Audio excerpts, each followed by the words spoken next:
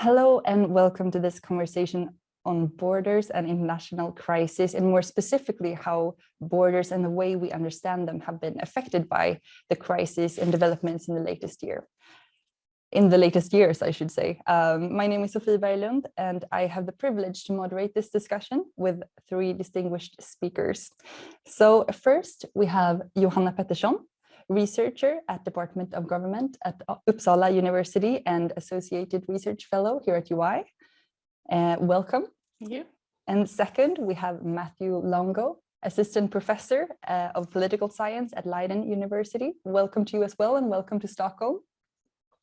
And last but not least, joining us from the Stockholm Center for Eastern European Studies at UI, we have Hugo von Essen. Welcome. Thank you.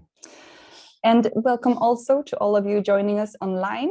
You have the opportunity to ask questions to our speakers throughout the talk, and you do so using the Q&A function on Zoom and the comment section on Facebook. And I will pick up the questions throughout the talk, so don't wait until the last minute to post them. And with that, we should get started. So for two of you, Johanna and Matthew, this is sort of a follow-up webinar to an event we did 2 years ago with the two of you.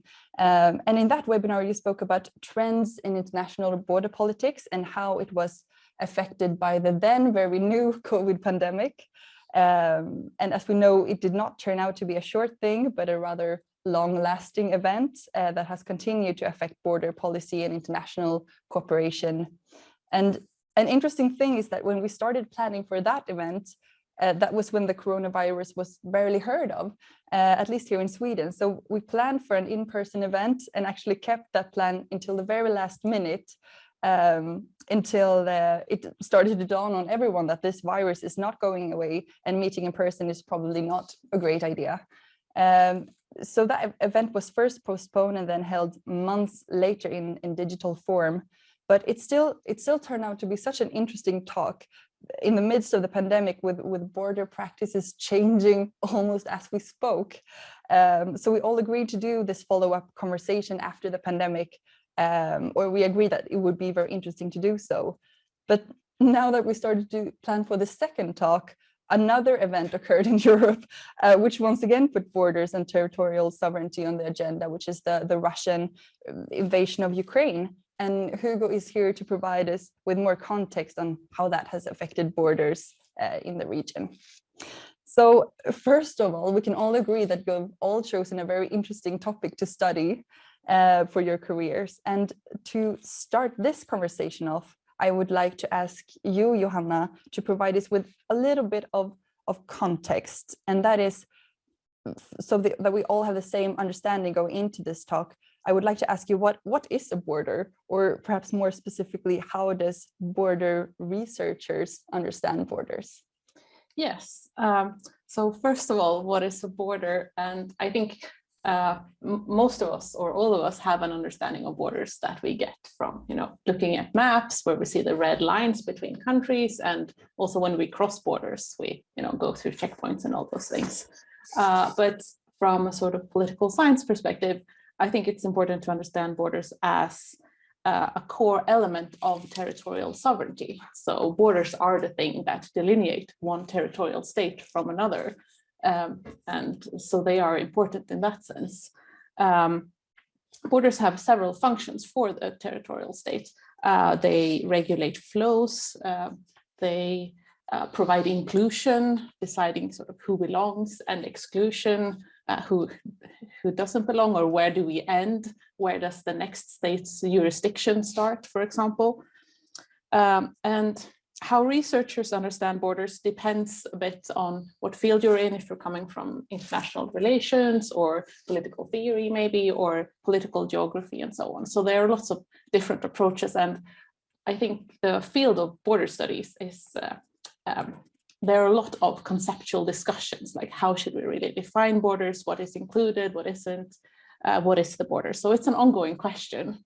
But one thing that we can add to this idea of the border on the map, or the place where we cross to another state, is borders, understanding borders more as borderscapes or landscapes, that they stretch out a bit. They are not only there at the line, so to speak. And another very useful understanding of borders, I think, is to understand them as political institutions. So they are filled with political decisions, they have administration around them, they have like everything that any kind of political institution have. But I think we'll also come back to how we understand borders more in the talk. Yeah, we definitely will. And Matthew, would you like to add something to what Johanna just said? Or what do we need to understand borders or yeah? Yeah, of course. I mean, what we've seen recently, and this is recently in the big sense, maybe the last 20 or 30 years, has been lots of changes to the static, fixed idea of a border. Like Johanna was saying, you can imagine the cartographic border, the thin line that's marked where there's, you know, a color on one side and a color on the other. We know that image. We've seen quite a few particular trends shaping that image or changing that image. So the one of them has been what we often call externalization. This is the idea that, you know, a country, especially powerful countries that have the resources to go outside of their borders, are increasingly doing so. That might mean a couple of things, right? So for example, if you, to put this in the European context, are concerned about this enormous quantity of migrants coming in, it is not just imprudent, it's irrational to wait until the migrant washes on your shore. I'm not speaking from a humanitarian perspective. There's obviously huge problems with all the issues surrounding even allowing migration to be following dangerous channels over the Mediterranean. But just assuming for a second that you're thinking prudently as a state and you're unconcerned with the humanitarian question, you might ask, well, why not process them earlier? Why not process them in Africa somewhere? And in fact, make all the migration issues dealing with refugees and asylum happen elsewhere, right? So you externalize the border as a way of saying you push your border outward. So you don't deal with the problem on your soil. You deal with it on someone else's soil. And if you are powerful and can leverage your military assets and your financial assets, it's increasingly easy for you to do that. Another kind of trend that comes out of this is the idea that you're having increasingly joint managed border areas where states are realizing that actually the issues that they face as states are fairly common, right? So this is actually a 9/11 issue, came out of terrorism. Most states actually feared terrorists equally. We're happy to collaborate over their border security about terrorism. Frankly, the same is true in most cases about migration. States are equally concerned about migrants. And so often that creates some kind of tension. So for example, at the US-Mexico border, US and Mexico are not equally concerned about the problem of Mexican migration, but they're certainly equally concerned about the problem of Central American migration. And so the question of co-location or co-bordering, joint management of borders has become increasingly a norm. And I guess the third or last trend I would pick up on is the idea of digitalization, which is that increasingly borders are not just material places, although of course they remain material places. You know, ask anyone that doesn't have the right visa, you know, a border can be really a border, can be really a fixed line. But for many of us, the question of where the border starts actually with, for example, visa policies and admission policies and so forth. So they're changing considerably. Those are three dimensions in which that's happening. So these were a few of the perhaps dominant trends in border politics, but can we say in any way how has 2 years of pandemic perhaps changed or enhanced these trends when suddenly you weren't allowed to move as much, but rather you tried to approach this inherently international problem by restricting the borders? I think there's a lot of interesting concepts here that I would like to hear you discuss. So perhaps Matthew, if you want to continue on that trend, and then we'll give it to you, Johanna. How has 2 years of pandemic changed these trends? Yeah, sure. I mean, we certainly see a clamping down on travel, and that was obviously necessary in the first instance because of the virus. The concern emerging out of now 2 years of pandemic is less about the policies of containment, but more about the justification, which is to say that we had a real justification for certain kinds of travel restrictions that emerged from a public health crisis. And the concern is that that justification ends up being carried forth even after the crisis itself has gone away. And so some of the restrictions exist, and in particular, some of the kinds of institutions we build up during the pandemic end up not becoming temporary structures, but become permanent structures. So for example, this might be something such as health passports, right? Or COVID tests as requirements to move or travel, that in a way sounds banal, it sounds harmless, but that's a question of whether it's harmless. If it is harmless, if it only is interested in helping people prevent illness from spreading, but it becomes concerning if it becomes the justification by which other kinds of selection criteria are administered, whether people from different countries are routinely denied entry based on some kind of perhaps even fictitious health concern, because we've now allowed the justification for health passes to become so dominant and so normalized, right? So what we've seen is a kind of clamping down and this incredibly sophisticated digital technology that allows that clamping down. And I think the obvious case is just the idea that we all travel now with COVID passports, or with on our apps, we have COVID basically permissions to enter states, almost like medical visas. The concern is whether or not if we have the tools as states in the West to start to dismantle those edifices that we've built. And I think that's going to end up dogging us or being concerns we should be aware of going forward. Johanna, would you like to add to this? Yeah, I mean, I agree with a lot of what Matthew says, and I think you even said in the last time we had a talk, you raised this issue about medical visas, and you said this might be something that we'll see long term, and at least until now you've been right in this. I think to sort of sum up what these trends are, I wrote a paper for UI before the pandemic that was titled "Harder and Wider Borders," something like that. And I think those trends that we saw before, more walls, more of externalization, more digitalization, meaning that borders are becoming like harder or less permeable or more difficult to cross for some people, and also the sort of net that we cast to guard borders or monitor borders is becoming wider. And I think both those trends have been sort of strengthened throughout the pandemic and sort of reinforced by it. So I think it might not be completely new trends, all of it, although like the medical visa is kind of a new thing, but they are sort of reinforcing along those lines,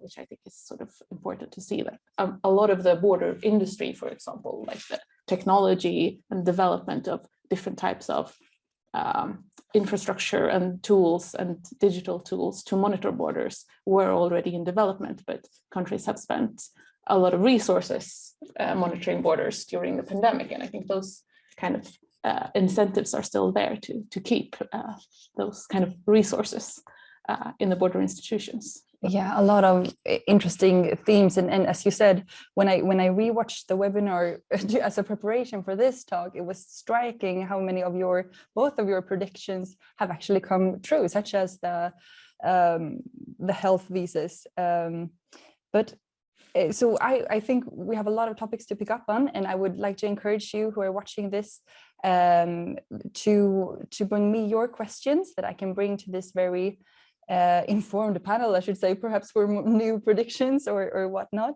So keep sending me those questions. But I think we're going to leave the pandemic for a while and turn to another crisis, which has definitely put borders on top of the agenda again,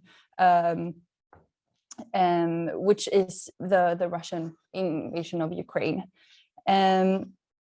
So borders are at the core of the way we understand sovereign states, as you said, Johanna, it defines the area over which the state has control. And what we witnessed was a breach of this sovereignty in February this year when the invasion happened. So Hugo, how have borders and border regions close to Russia and Ukraine been affected by the 2022 invasion?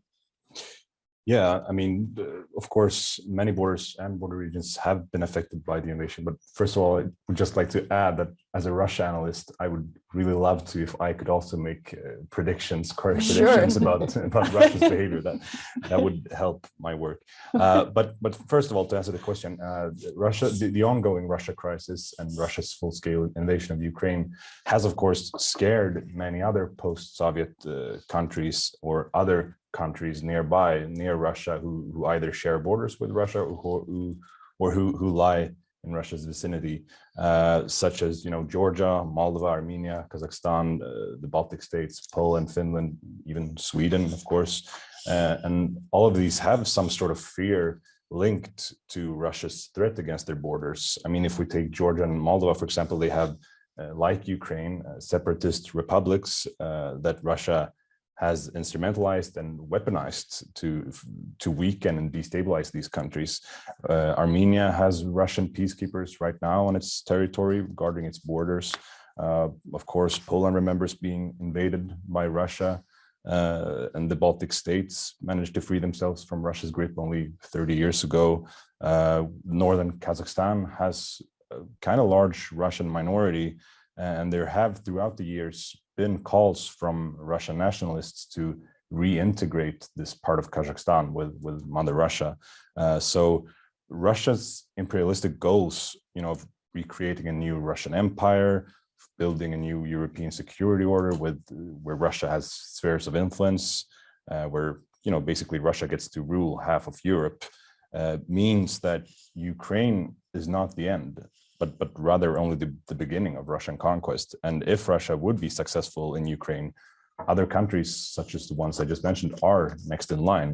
And they know this and fear this.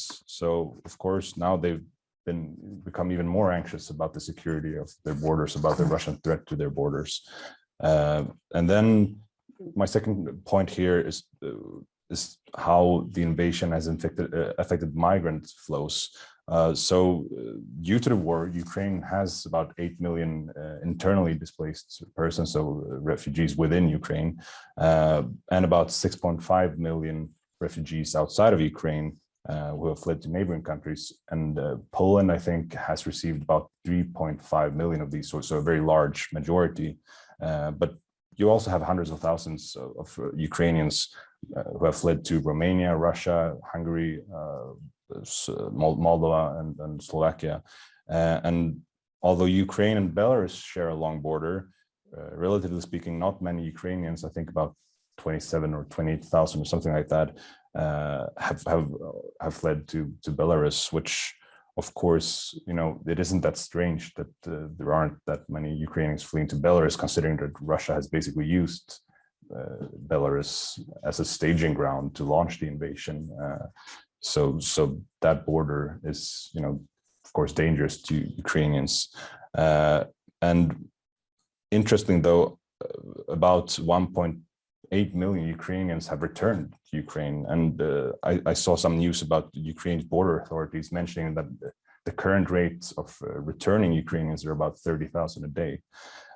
And another interesting point here that many international observers have made is, of course, the comparison of how Poland has greeted these Ukrainian refugees compared to the Middle Eastern refugees that that still come to Poland through Belarus, and how Poland has, greeted these Ukrainians very warmly, given them everything they need, basically, whereas the Middle Eastern migrants that have been used by Belarus as some sort of hybrid tool to weaken and destabilize the EU, these are either illegally pushed back into Belarus or they're put in detention centers in Poland. So that's, a very big difference how they experience the border there.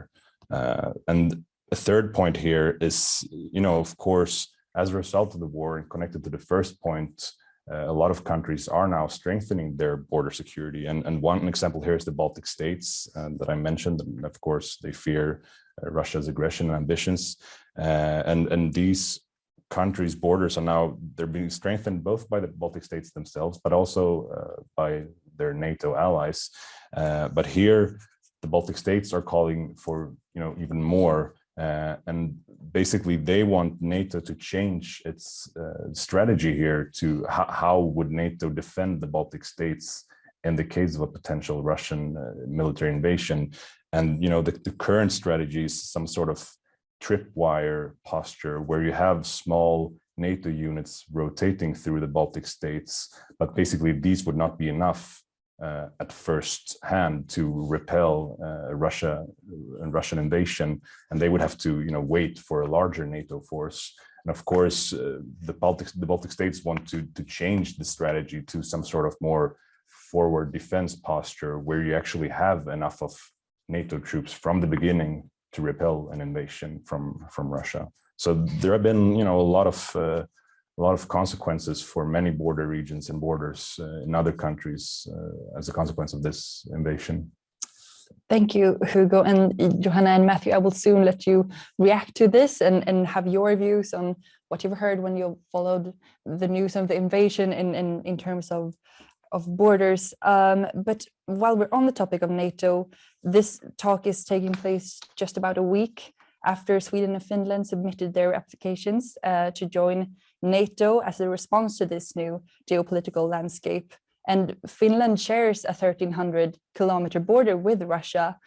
How has that been affected by the NATO application? I mean, this is perhaps the biggest border change as a result of the invasion. And as you said, it would mean that the shared border between NATO countries and Russia would increase by a lot. And one consequence of this, the invasion and all of this, is that all connections between Finland and Russia have been cut. But another consequence is that in response to this NATO application by Finland, Russia has stated that it will take what it calls, political and military technological measures to restore the balance of power here to answer to this perceived threat on its western flank. And these measures that Russia says it will take probably means strengthening its military capabilities and presence on its western borders with NATO, including then, of course, along the border with Finland. And for example, last week, Russian Defense Minister Shoigu said that Russia will establish 12 new military bases on its western flank, close to its borders with Finland. But we can also expect Russia to strengthen its capabilities, for example, in Kaliningrad, which is only about 300 kilometers from the Swedish island of Gotland, which of course is very strategically located. Thank you. And now, Johanna and Matthew, I want your reactions. Who would like to start? I can start. Johanna. Yeah, I have 2 points. Thank you for this very interesting discussion. One thing that I want to pick up on that you said is just at the beginning of your sort of description of the situation, how Russia has these sort of imperial ambitions, or they have this idea of empire. And I think that's a very good contrast with this, how I described, how we understand borders, because the empire has very different borders than the nation state or the state as we know it in sort of the post-World War II era. And an empire doesn't have a clearly defined external border. It has a very strong center, and then it constantly expands. And that is sort of another way of organizing territorial power that we've seen sort of historically.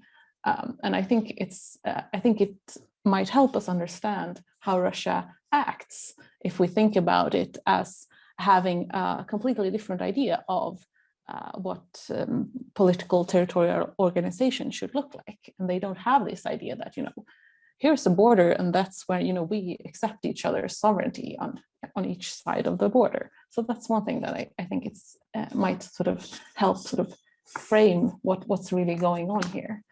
And then the second thing I want to pick up on is something that you said just at the end here with the border with Finland and how this will, if Finland joins NATO, or when Finland joins NATO, it will create a new long NATO-Russia border. And I don't know so much about the Finland-Russia border, but I've done research on the Norway-Russia border. which was also a NATO-Russia border. And one thing to keep in mind there, I think, is that we all often think about this from this sort of state or bilateral perspective, or we have the NATO countries on one side, and then we have Russia here, and then there's the border between them. But at this border or near this border, there are a lot of communities and people who live and people who have daily interactions and cross the border, maybe work on one side of the border and live on the other side. And one thing that happens, like you said, the ties have been cut between Finland and Russia now, and those kind of things can really disrupt everyday life of a lot of people. So I think that's also something to sort of keep in mind, even if it's not a war zone, that changed bilateral relations can also really affect the lives of people who live near borders, which we've seen like in many places across the world. Like when you build walls and things like that, that is very disruptive usually to local communities. Yeah, so that was my point. Thank you. Matthew. Yeah, I'm going to actually echo quite a bit of what Johanna just said, maybe in a slightly different way of couching it. I think when I watched the news about what Russia was doing in Ukraine and thought about what this meant, my first reaction was that, there's all this outrage, perfectly reasonably, about what Russia was doing. Huge outrage about, military invasion and the cost in lives and in changing people's livelihoods and forcing migration and internal displacement and so forth. But the outrage about it had everything to do with the sanctity of sovereignty. This sovereign nation was invading another sovereign nation. And my reaction to that is, I think that's a complete misreading of the last 30 years. The last 30 years, we in the West have constantly abrogated the sovereign rights of other states for our interests. Part of what externalization is precisely essentially invasion by another name, right? Why is it that Africa mops up I say our in Europe, I'm speaking from the vantage of Europe, even though I'm American, but why is it that Africa is mopping up our refugee duties, dealing with this problem we don't want? It's because of our power, our ability to essentially take localized power and confer it over a border. It's precisely what happens in the American context in Central America. Why is there now a border that's militarized entirely by American funding, not entirely, largely by American funding, with officers trained by American border guards in the Guatemalan Mexican border? That's nothing to do with preventing Guatemalans or other Central Americans from getting into Mexico. It's about preventing them from getting into Mexico and then into the United States. So this idea that these powerful states have never really cared about the sovereignty of lesser states or states they consider lesser, not calling, in this case, Guatemala lesser in any way, but that they're viewed in the American perspective as a state to be trampled upon. This is something that for 30 years we've done. We've completely broken all those norms. The fact that now Russia does it, we should be aghast morally at the human cost. But the rhetoric that we're shocked that this sovereign state would invade another sovereign state just reads as very empty. If anything, I think we should see this as the beginning of the next 30 or 40 years of this, right? I think it's quite normal to expect that powerful states will continue to do what powerful states have always done, which is to essentially trample upon the rights of less powerful states. And in some sense, it'll look like what the US and Europe are doing. And in some sense, it'll look like what Russia's doing.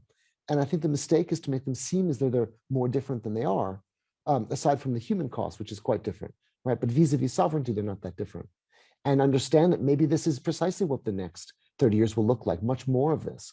And therefore, we have to be ever more vigilant, not just about shaming Russia legitimately for the horrible things they do, but also shaming ourselves for some of the fairly nefarious decisions we are more okay with and are less outraged about, let's say. But the second reaction I had, and I think this also follows on what Johanna was saying, is that, so part of this is that we're looking at something that feels more imperial, and empires, of course, had frontiers that were more zonal, and thinking of Ukraine as a frontier is probably the way Russia views Ukraine. In fact, interestingly, Ukraine as a word means frontier land, right? That's the Kraina, this is the border area. All of the old Soviet states are perceived in some sense in that frontierish way. But what I wanted to add to that is that it's actually even really true of states. It's not like we just had empires and then we had states suddenly, and every state looked perfectly like a bounded nation state on a map. actually, for most of the 400 or 500 years of state creation, up until the 20th century even, but certainly up through the 19th century, states were all trying to push their barriers outward. In Europe, it's only really with Napoleon that a border became fixed at all in any reasonable sense, right? So if anything, in the long view, it's not just that we're returning to empire, it's that the time in which borders looked like these sacrosanct lines is really small in historical terms. And actually, there's no reason to think that's natural or would persist in any way. So the concern is that there's enough evidence historically to suggest that what Russia's doing is ultimately a new norm, not some kind of very bloody exception. Thank you, Matthew, for that. Do we have any initial reaction, Hugo? When you, as a Russia and Eastern Europe analyst, listen to this, what are your thoughts? Well, I had one thought to, as a response to what Johanna said, which I think kind of is related to both your points, both, the first point about where does the Russian empire end, really, and your second point about how borders disrupt communities. I think for Russia, where these 2 points intersect is, the breakup of the Soviet Union, where you have 25 million Russians, ethnic Russians, who suddenly find themselves outside of Russia. So, I mean, talk about breaking up ethnic communities. And also, this, of course, is one of the many false justifications that Putin uses to explain why the war in Ukraine is necessary, that he has to protect these ethnic Russians in Ukraine from this alleged genocide that he made up. So that's one response to that. And then I was thinking about what you said with the border externalization. Now, I'm not a border researcher, so I'm not sure I'm using this term correctly now or understanding it correctly. But I was thinking about what Russia does in these separatist breakaway republics, for example, in Ukraine and Georgia, where Russia has, started has for a long time integrated these regions into Russia through different measures. You have, for example, what they call passportization, where they hand out Russian passports to the citizens, and then they establish Russian media. They establish the ruble, the Russian currency, and so on, where they kind of muddle up the border of what should be the international border between, for example, Georgia and Russia, but is now becoming more and more some sort of internal Russian border between different provinces of Russia. Thank you, Hugo. And luckily we have two border researchers sitting right here. Would you say that this is an accurate interpretation of border externalization, or can we? Yeah, I think it's a very good addition to what Matthew said about, for example, the EU and the US using border externalization as a way to sort of move border control somewhere else. This is something else. This is externalization in terms of sort of moving other aspects of political life outside of the border. But I think both of them are definitely part of what it is that you're doing. I think in relation to this, if I can just add, I think one thing that this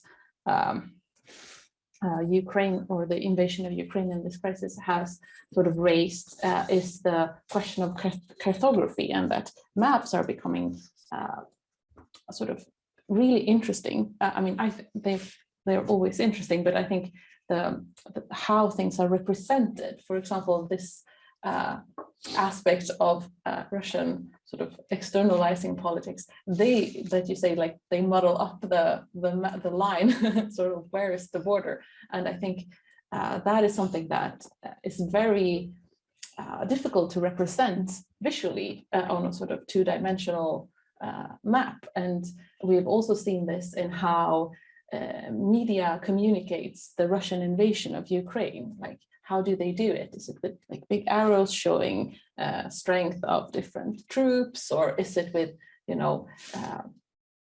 I saw some maps in the beginning of the invasion showed like huge chunks of Ukraine being colored red, like they were already part not of Ukraine anymore, and like that the line had already been redrawn or the border had already been redefined, and that really simplifies what's actually going on the ground. And I think that is also something to really keep in mind when we're trying to understand this, that borders are very, like maybe all our points that we said, like it's not as easy as, you know, like we see it on the map. And I think when representing this kind of changing situation, it's really important to keep that in mind.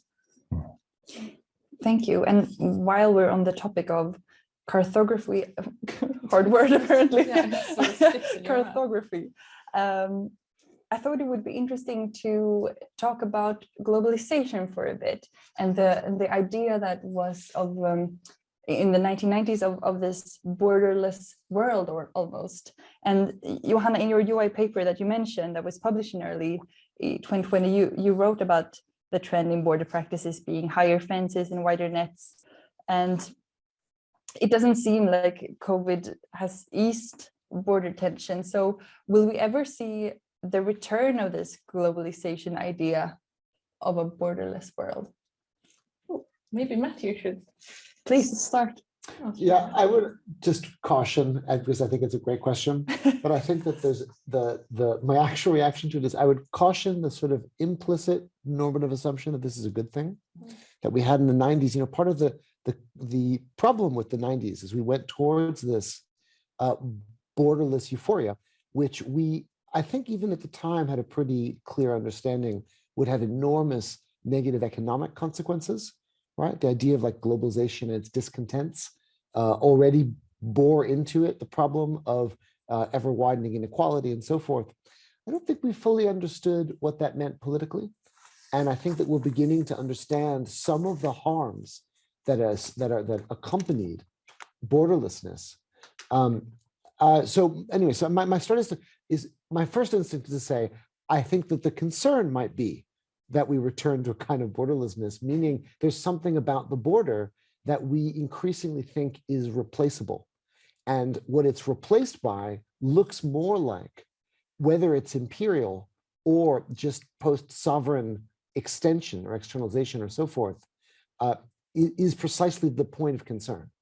And so I would just slightly re-ask the question, which is to say, given what we know now about borderlessness, do we have new ways of framing what the concern is?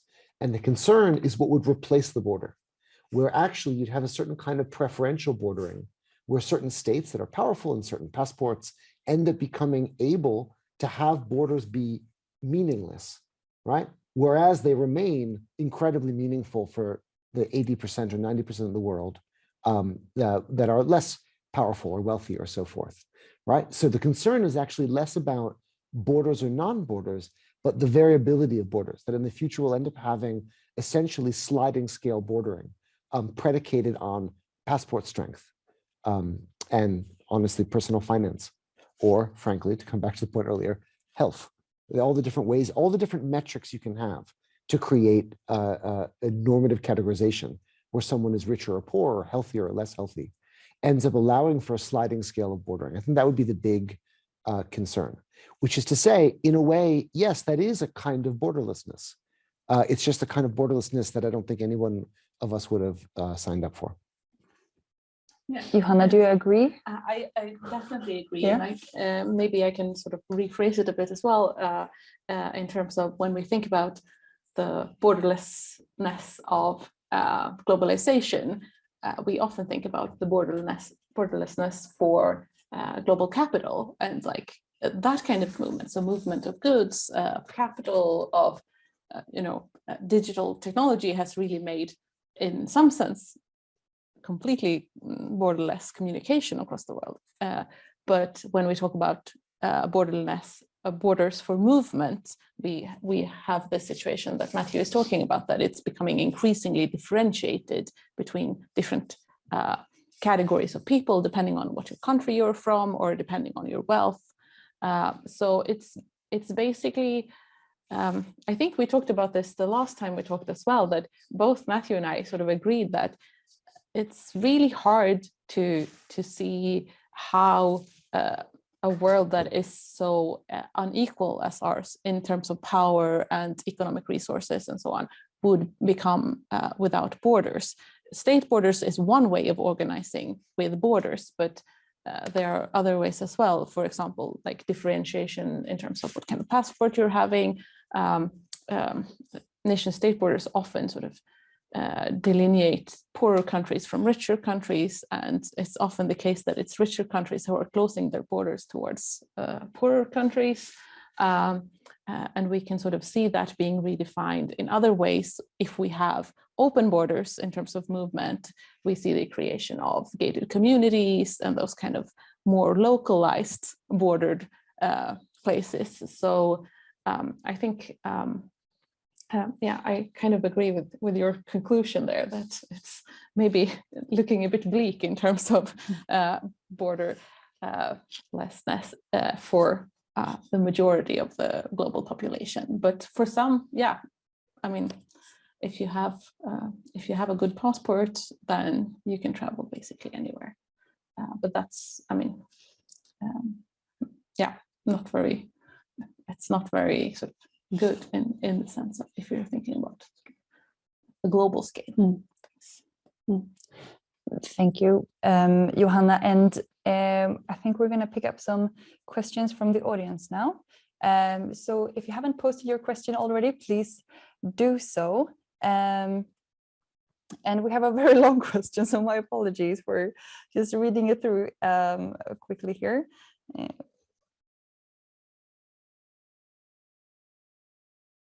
Okay, I think this is posted to Hugo actually, and it says 1990 there was no Russian dream of an empire, wasn't it? I was hoping you were gonna get the gist of that, but otherwise I think we should. I really want to look into the future a bit more, if that is okay with you, because obviously now we will say that borders are now harder and wider, and will this continue be the trend? What do you think? Should I say, maybe, yeah. Which order should we take it? Oh, Matthew, perhaps. Sure. Harder and wider are such different phenomena. So I think there's no question that we are going to become more selective. And I think that my concern, this gets back to this idea about justification.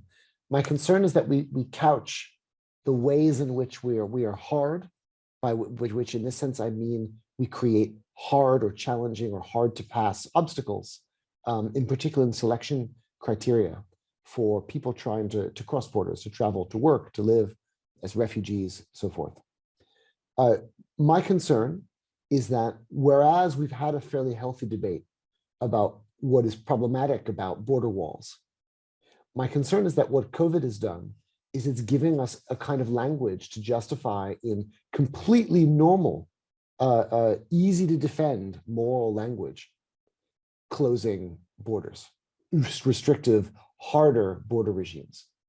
And I think that what happens when the language shifts and the justification shifts is you end up creating lots and lots of downstream effects where in the beginning, things that would have seemed completely impossible to justify politically or completely unattractive morally end up becoming so normal that then further things become justifiable politically and so forth. It really changes the needle. And I think that COVID is a big enough event that's been so moralized, right? It's really become a question where the sanctity of public health is a concern everyone shares and is part of our national discourse and so forth, that we'll start to see hardening without any question, right? So in terms of the hardening question, I think that's real. Whether it looks like hard borders like a wall or something more digital, the truth is that there's been a long course of history now where we've been moving more towards digital hardening. In fact, the kind of walls the US builds in Mexico are as much political ploys or rhetorical ploys. There really are, almost medieval technology to respond to very, postmodern crises. Whereas the kinds of walls we create digitally are much more likely to be agile and adaptable to these new crises. So most likely will create new kinds of global divisions, new versions of haves and have-nots that will graft onto rich and poor, black and white, Christian, non-Christian, all the different ways the world's already divided. But it'll be a slightly different circle, right? So the circle about the degree to which you have a digitally powerful passport or digitally powerful permission on your phone, like we have with our COVID apps and so forth, ends up creating a new circle of exclusion that will unfortunately and problematically look a lot like the old circles of exclusion, though they're going to overlay a lot with questions of poverty and ethnicity and so forth. But the concern is it actually adds new people into the excluded mass, and it creates new kinds of exclusions that make that worse. So all that's to say that the hardening is probably going to be true in both dimensions, but certainly in the digital sphere. And whether or not that correlates also to widening, most likely it will, right? Most likely it's going to mean also all the ways we already externalize borders becoming even more teched out and apped out, so to speak, is most likely the pattern. So I think that's a fair statement that Johanna's concerns that she raised are probably going to be extendable. Johanna, would you like to add something to this? Yeah, I mean, I agree with much of Matthew's saying. I thought I could direct the focus to the European Union, as that's what I'm focusing on right now. And one way that I argued in this earlier paper about the widening has to do with not the external border controls, but internal border controls. And the European Union does that in two ways. One of them is very closely connected to, or both of them actually, very closely connected to what Matthew is saying about digitalization and the ability to control who is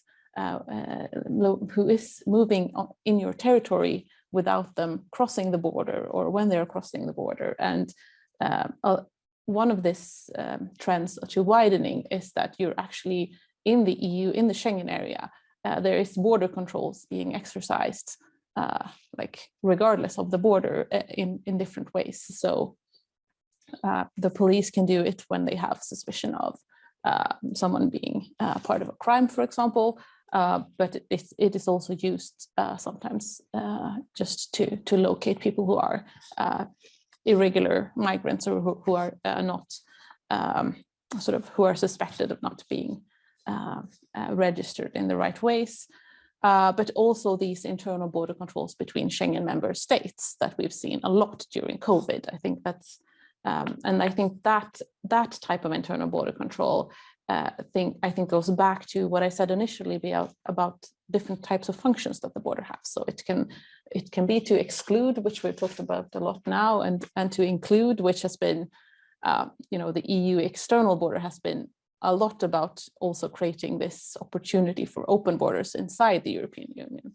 But the third function has been regulating flows. And I think one thing that the pandemic has caused, but that is sort of builds on what previous border developments were doing, is the shift of focus from the focus of regulating flows or opening up to new sort of markets or enabling movement to shifting the focus of borders to more security focused ideas. And so there's sort of reconfiguration and, like Matthew said, new legitimization of internal border controls as well within the European Union with the COVID pandemic that really expanded a lot from something that had been used quite sparsely.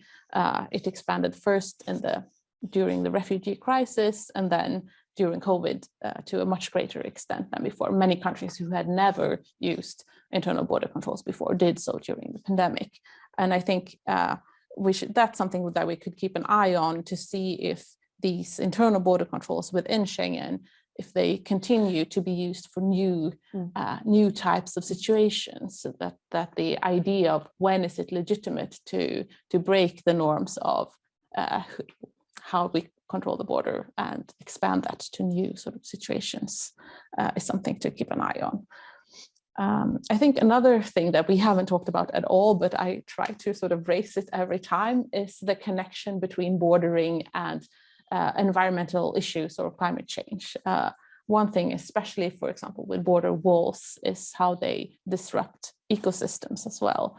And another thing connected to climate change is, of course, that more and more areas of the world will become uninhabitable, and people will be required to move. And that will raise many new questions, not just about migration, but what territory or connected to the state is, and some states will cease to exist completely, for example. So those kind of things will, I think, also come into play a lot in border studies in the future. Yeah. Thank you, Johanna. And before we enter our last round of final remarks, I would like to give you the opportunity to ask each other questions. If there's something that some of you have said that you wanted to ask a question about, I think this would be a great opportunity to do so. Because I often find that in panelists that there's always a great discussion afterwards, but I thought we could try to bring that after talk into the discussion now. So if either of you have a question for each other, feel free. I was thinking if Hugo could say something about his thoughts about the future, like where what you're studying now is leading.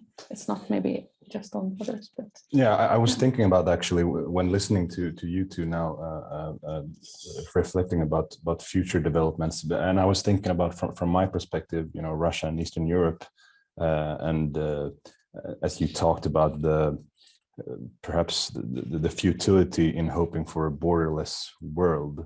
Or the naivety, perhaps, if you like, and I was thinking about Russia and its increasing isolation now, where you have, of course, very physically the borders have been strengthened, and Russia is isolated physically. You can't fly into Russia right now from Europe, but also digitally connected to what you talked about, how Russia's not only physically, but also digitally, virtually isolated more and more, and how Russia itself is kind of strengthening this trend by increasing its autonomy, going more and more into this autarky, which it calls it, where Russia is self-sufficient, both materially, but also digitally, and how all this connects to the increasing willingness of the West to use economic statecraft, to use sanctions to isolate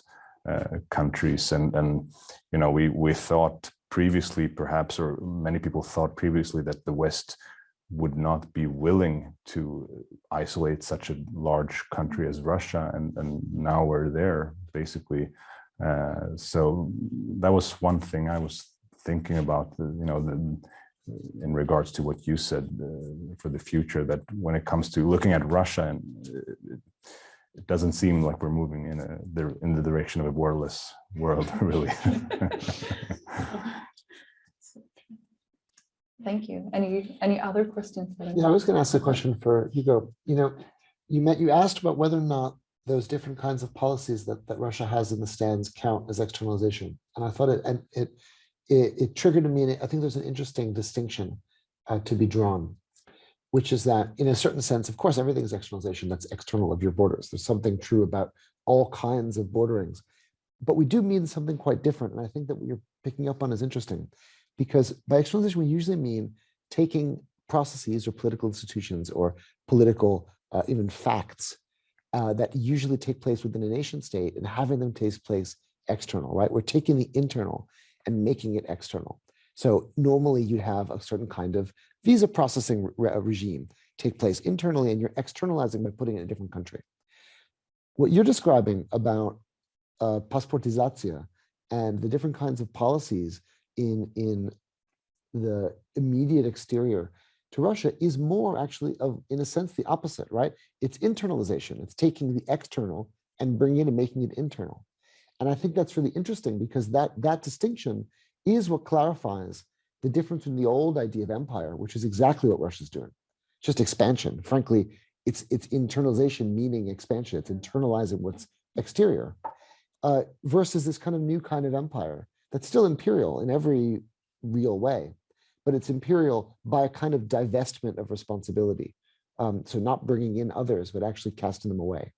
And so it's a kind of a clean distinction point. I think that's a helpful way of drawing that out. So that came out of what you were saying. Yeah, I agree. It's very interesting. Thank you. And you were also nodding. Yeah, Johanna. I think that was a good point in sort of clarifying what is the difference between these two.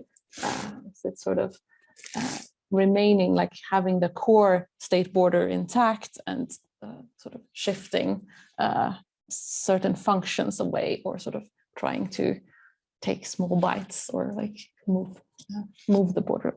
Yeah, for sure, I agree. Thank you. Would you like to add something or no? It was just a large breath.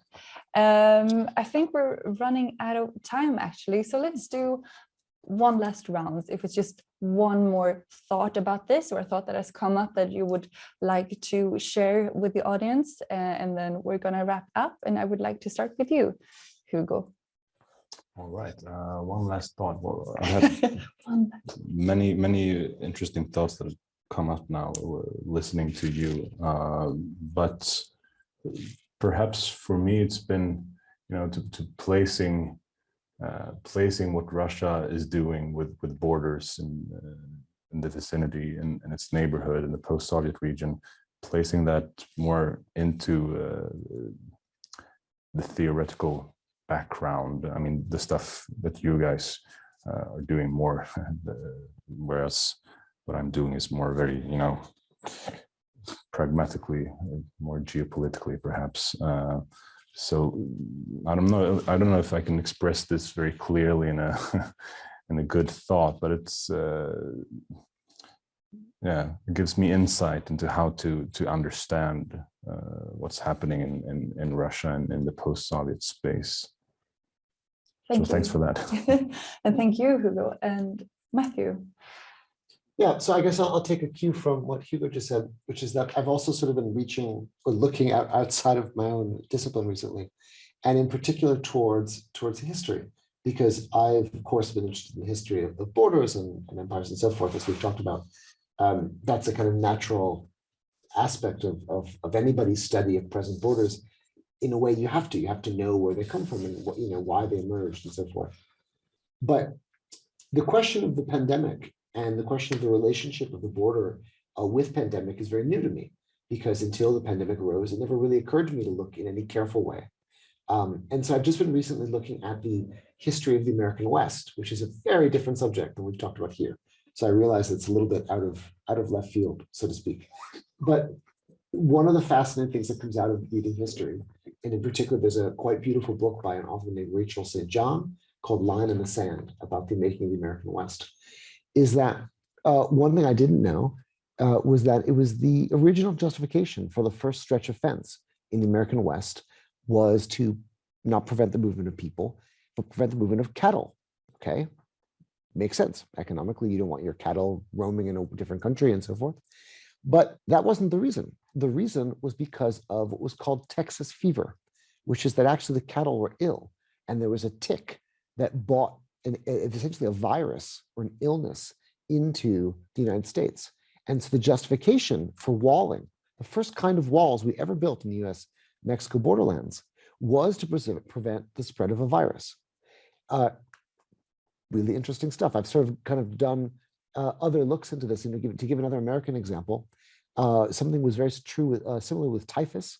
So the initial problem of borders being places where people would be not just interrogated about their health past, but strip searched and cleaned, right? Where you'd have be sprayed with exterminants of different sorts, emerged as a result of a medical concern. It was actually it was a public health advisory that led to this kind of treatment that we still see today. We still think it's okay now to interrogate people, and if they're taken to secondary, to in fact strip search them, or even to debug or delouse clothing.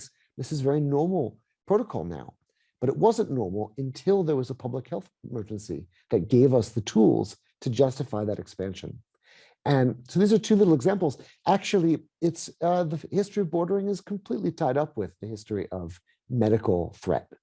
And I didn't know any of that. And I think it's kind of a new, one of the new, this is going to come off wrong.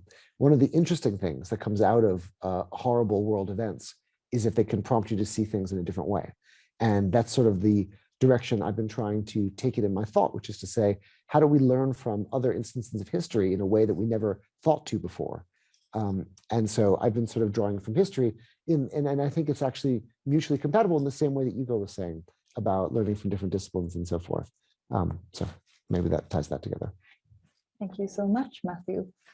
Johanna? Yeah, I can say something just short, just coming back to maybe what you said just at the start.